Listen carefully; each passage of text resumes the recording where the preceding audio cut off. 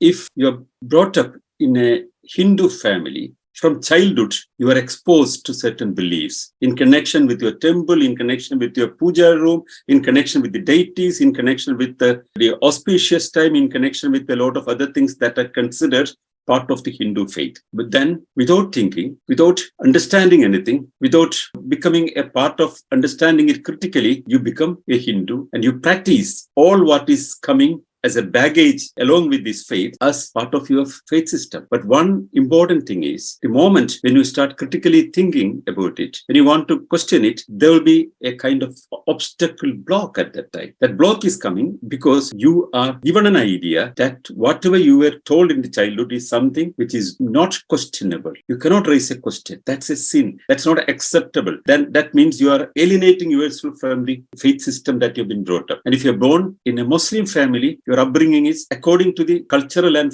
religious rites of that religion. So you become a Christian or a Muslim or a Hindu, not because you have opted for it, but because you are just born in that family. So your background, your family, your community has certainly an influence in forming your worldview or your ideas about life. The whole insistence that the rationalist movement raises forward on this side is very simple.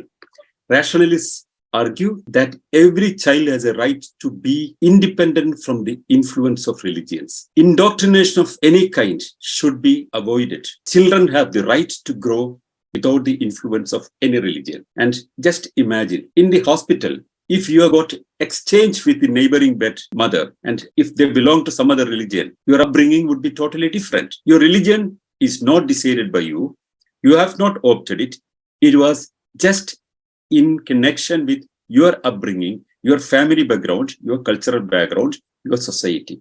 So therefore, imagine a situation that you can decide what you want. If you want to go to another religion, go for it. But if you want to reject any kind of faith that was imposed upon you, have the courage to simply reject it. There is a possibility to live without religion and without the influence of any kind of indoctrination and without the influence of priests and churches and temples and mosques. You can just live a good life without any religion.